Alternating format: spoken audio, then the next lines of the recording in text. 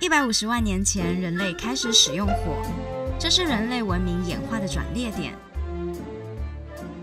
人类发明轮子，从此我们用全新的方法交通运输。几千年前发明文字，开始不受时间、空间限制地使用和累积全体人类的知识。人类自此露出真容头角，永远不再是原来的人类了。据说当时天雨树，鬼夜哭。19世纪蒸汽机的重大改良引起工业革命，接着电力进入了家庭与工业界，深远改变人类的文明。这是人类一连串生产力与知识大爆发的开端。而现代医学的进步则屡屡起死回生，治疗原本无可救药的疾病。DNA 的发现让人类扮演起上帝，复制或创作动物和人类本身。上世纪中叶之后，机体电路迅猛发展，各种智慧电器已经彻底改变人们的工作和生活。随之而来的人工智慧更映照出全然陌生，甚至令人畏惧的绮丽未来。1958年，美国德州仪器公司的基尔比，他成功把一个电晶体、几个电阻器和一个电容牵制在一片锗片上，做出一个机体电路，并因此获得2000年诺贝尔物理奖。随着电晶体的体积越来越小，机体电路上可以容纳的电晶体数目每隔2年便会增加1倍。从1960年代不到10个电晶体，80年代增至10万个，90年代远达到1000万个。如今，机体电路上的电晶体数目已经高达数亿至数十亿个。电脑科技也跟着突飞猛进。电脑、智慧型手机大量进入大家的生活之中。机体电路虽然淘汰了若干产业，使社会的变动快到令人难以适应，但也让人类文明的进步达到令人匪夷所思的地步。早期的半导体公司多半是一手包办了机体电路的设计、制作、封装、测试与销售。然而，半导体晶片设计和制作越来越复杂，费用越来越高。一家半导体公司往往无法独立负担从上游至下游的研发制作费用，因此1980年代末期，半导体产业逐渐走向专业分工模式。有些公司专门设计，再交由其他公司做晶圆代工和封装测试。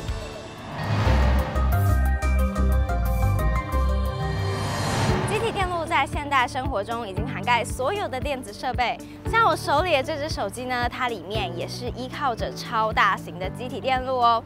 那现在就要请你来猜猜看啦，像这样子一个小小的晶片，它里面包含了多少颗电晶体呢？3亿颗吧。哇，好，小姐猜的是3亿颗。那我现在要公布正解了，其实答案是30亿颗。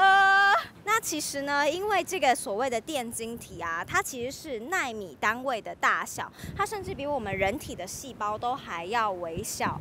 也就是因为这样子，它才可以装在这个才拇指大的晶片里面哦。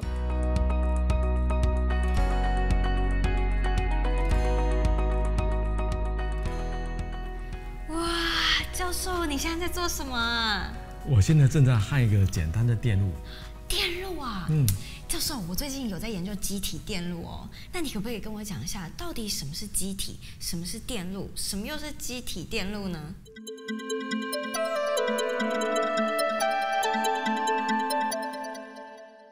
心怡，你看我手上拿的这个电池，还有导线，还有这个小灯泡呢，就能形成一个简单的电路。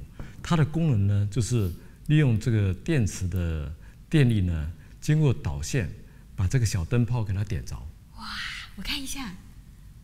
不，这个只是最简单的电路，还有其他电路，它更复杂，而且呢，它的功能更神奇哦。哎，教授，这是什么东西啊？这是一个最简单的收音机。收音机？它也是一个电路哦。哇！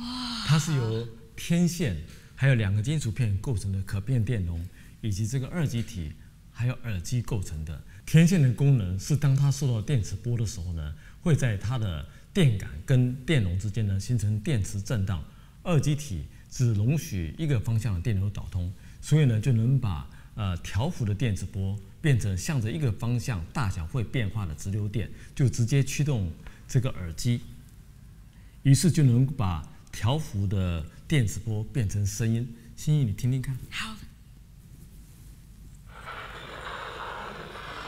我这声音听起来好怀旧感哦。不过教授，我想到一个问题，我们平常其实在听收音机的时候，都是直接听的，根本就不会用到耳机，对不对？那就得再加一个放大电路，把讯号的功率放大，就能用来驱动一般的喇叭。原来收音机它其实就是一个电路，这样听起来感觉蛮简单的啊。不简单哦，光是剪波这件事情，也就是说，利用一个电路元件使电流只向着一个方向导通，另外方向就没办法导通，这件事情就不简单。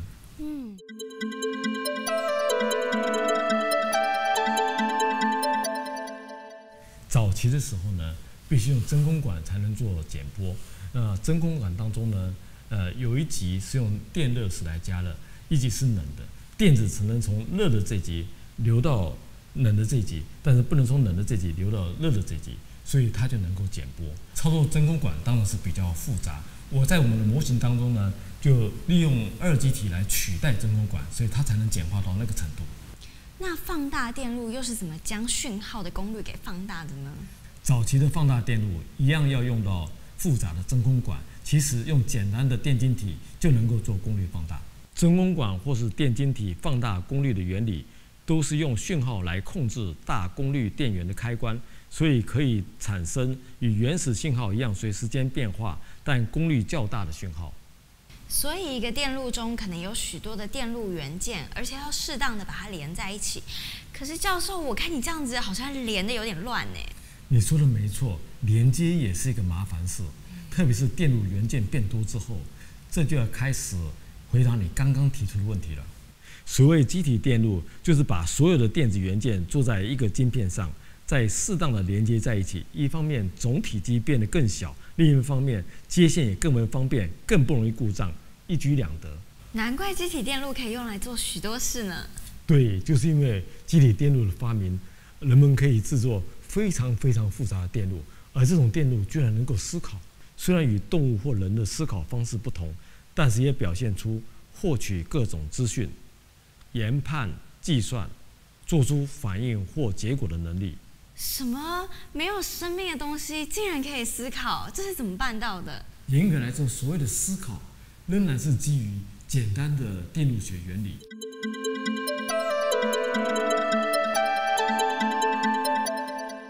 我们来看看为什么它能思考。电路中的电压跟电流会因为电路的设计而有一定的变化。心怡，你看，这是个极杂电路，这是两个二极体，它们只能单向导通。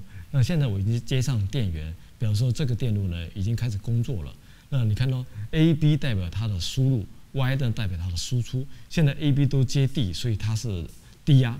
那你看到它必须是 A 跟 B 同时是正电的时候呢，这个 Y 才是正电。现在 Y 是0，因为 A 跟 B 都是0。那你看到接上去之后，光是 B 正电 ，Y 也还是0；A 是正电 ，Y 还是0。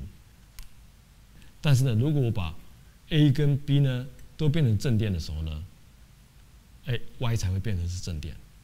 这完全是电路的原理造成这样的电压变化，而这样的电压变化呢，就做了逻辑判断。如果让0伏特代表0， 5伏特代表1，这个电路就必须是两个输入都是1的时候呢，输出才会是1。原来所谓的极就是必须一个输入是1，以及另一个输入也是1，输出才是1。这是一个或杂电路，这两个二极体呢都是向这个方向单向导通。那你看到现在呢 ，A 跟 B 是代表输入 ，Y 代表输出。那所谓或杂呢，就是 A 跟 B 只要任何一个输入是正电 ，Y 就是正电。那现在是 A 跟 B 现在都是0电位，所以 Y 也是0电位。当我把 A 加上正电的时候，Y 变成正电了。那我把这个 B 加上正电的时候，它也正电。如果我把 A 跟 B 都加成正电的话，那 Y 呢还是正电。所以这就所谓或 A 或 B 是正的，它就是正的。这是另外一种形式的逻辑判断，跟刚才的集杂不太一样。所以这是一个反杂电路。那这里呢有一颗电晶体，那 A 呢代表是输入 ，Y 呢也是一样，代表的是输出。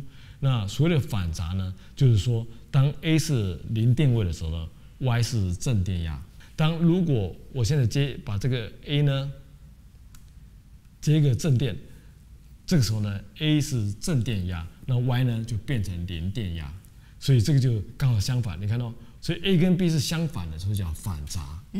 这个当然是一个电子元件跟电路的基本原理造成这样的结果。像这样的逻辑杂还包括反集杂、反或杂，还有复式或杂。你知道吗？如果把这些逻辑杂组合起来，它还可以做它的算术哦。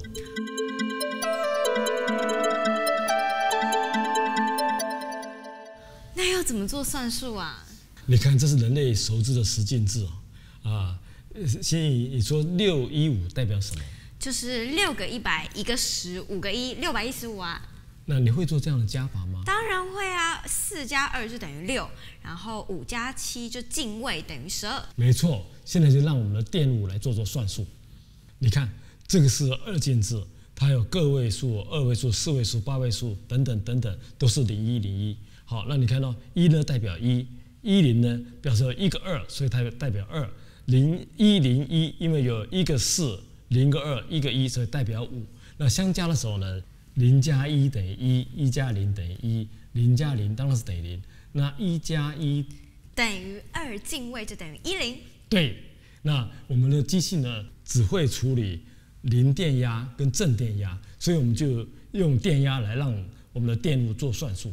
所以你看，我们把刚才提到的集杂、或杂跟互式或杂组成这样子一个电路 ，AB 代表我们要相加的数字，那 S 跟 C out 呢，代表我们算出来的结果。你看到，如果 A 跟 B 分别是00的话，当然结果是0；10的话，结果是1；01的话，结果还是1；11的话，就是刚刚你算的哈，加起来是2，就进位成2位数是1，个位数是0。我们可以把这样的一个加法器电路呢，用这样的符号来表示出来。AB 代表要相加的数字 ，C out 跟 S 代表算出来的结果。现在看到了吗？我们把逻辑杂组合起来，就能让电路做算术。我们如果把更多的逻辑杂组合起来呢，它就能做更多不同的复杂工作。那成千上万的逻辑杂组合起来呢，它就能产生电脑的能力了。因为机体电路中不同功能的各部分都是由逻辑杂组成的，所以指令的执行、程式的计算，还有资料的处理，都是以0101的讯号来进行的。所以那些复杂的运算跟思考，基本上都是透过这些逻辑闸来处理0101的讯息喽。像大家常用的手机，你可以对着它说出你要去的地方，它就能听得懂你说的地名。要它找出行车路线，它就能根据 GPS 判断所在的位置，找到最佳的行车路线。这么聪明的手机，其中最重要的机体电路已经有20-30亿颗电晶体之类的元件，有20-30亿颗电晶体，在这样子只有2平方公分的机体电路上面，我想这光是画电路图就很头痛吧。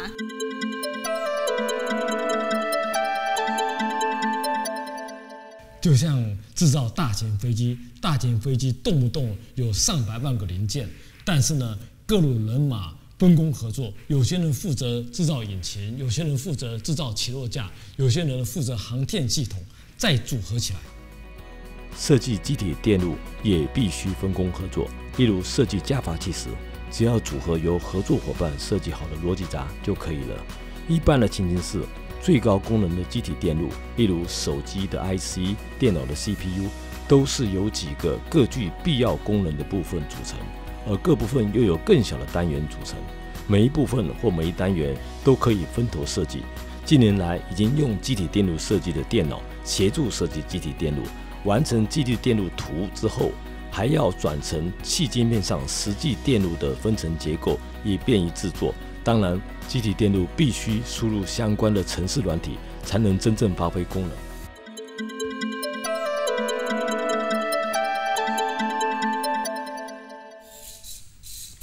哇！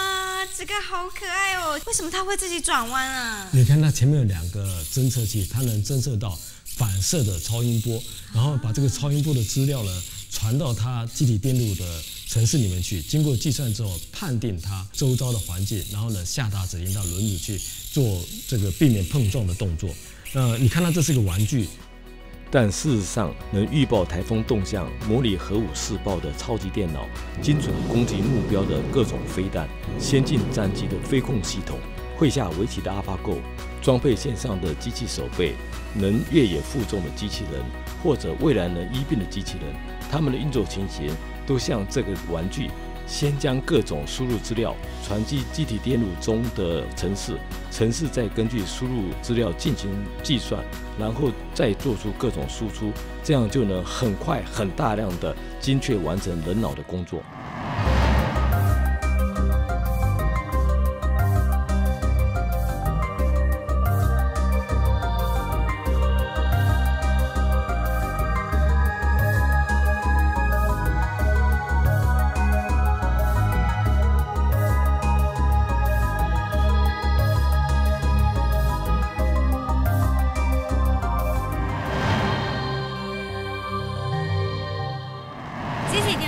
以来，不仅彻底改变了人类的生活，台湾的半导体产业在世界也扮演了非常重要的角色。各位观众朋友，你们知道吗？我们平常所熟知的晶片，就是由这样子一个晶圆所切割出来的哦，而它的制造工序可是非常繁复的呢。今天我们带大家来到了半导体的重要基地——台湾半导体研究中心。那究竟半导体跟机体电路这2个名词之间的关系是怎么样呢？我们现在就请江博士来为我们解释一下。好，谢谢你好。你好。其实机体电路它的制造最主要的成分材料就是半导体。那究竟制作这个机体电路是有多复杂的工序呢？通常我们把它分为3个阶段。第一个阶段就是设计，第二个阶段就是制造，最后一个阶段就是封装与测试。但是这每一个过程呢都非常的复杂。你想不想知道更多呢？当然。那我们一起去看看。好。所以我们现在所在的位置就是我们设计机体电路的部门。哦，所以机体电路都是在这里做设计的。对，就像我们盖房子要有设计图一样，我们要先把设计图设计好。这里呢，我们同仁正在设计一个，就是所有感测器里面都会用到的放大电路。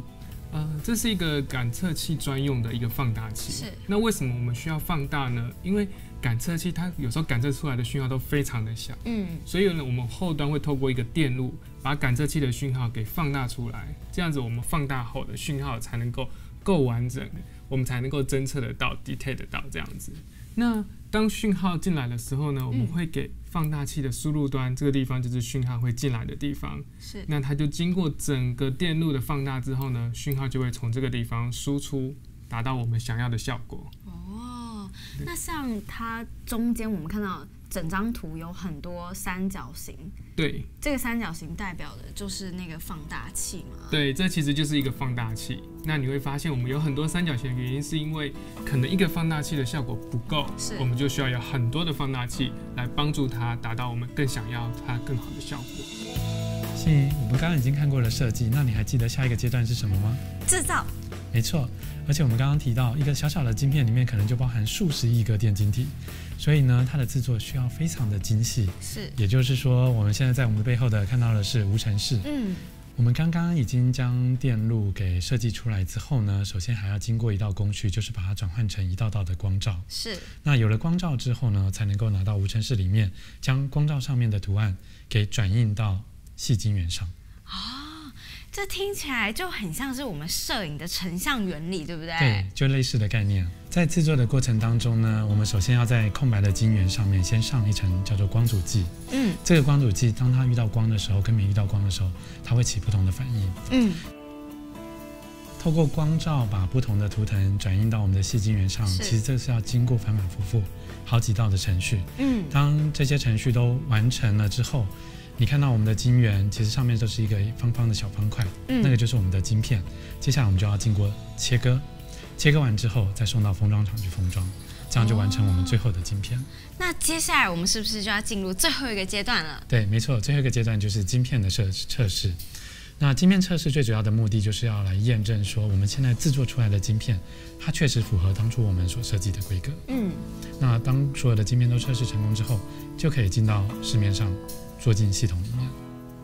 其实你看，我们这里就是量测实验室，有非常多的昂贵精密的仪器。晶片就是那个中间很小点，看起来比米还小的吗？是的，我们就是这么小的晶片，然后我们是用探针去对它讯号做量测，所以我们需要靠我们的显微镜来放大，才有办法去对它做就是点针，并且进行量测的动作。是，那我看到画面上四周围这个黑黑一根根是什么啊？四周围这个黑黑一根一根的是我们的探针，透过探针去点测它，把讯号拉出来，再透过导线接到我们的分析仪。我们这台机器是做我们讯号源量测分析，是可以将我们晶片对应的特性给量测出来。是，像这一颗晶片，它是时脉产生器，时脉产生器比较重要的是它的频率必须精准，所以我们透过我们这台机器可以去量测它的频率是否是对的，然后会不会有漂移的现象。所以这个阶段就最主要来看说这个晶片有没有展示出它的功能性。是的。好，那接下来呢，我就会带大家再去看看封装后的晶片到底长什么样子。好，欣怡，你看这里我们就进入了封装的阶段。是。那这里是一个开放式的封装结构，所以你可以看得到最中间有个晶片，闪闪发光的晶片。对。那因为晶片的接角非常的细，所以我们要透过这个导线架的封装，把它的接角接到外面来。那未来我们的讯号输入就可以从周边的这个接角将它讯号读入，经过晶片的运算，再把它从另外一端送出来。封装的导线架它还有几个功能，一般来讲它的成分就是树脂，它当然要保护住这个晶片不要受到其他灰尘的干扰。那另外它有一个散热的效果。希望针对未来的新的产业，包含人工智慧、包含物联网所需要的一个整体性的人才，从制造到设计到未来的开发，都可以一次到位。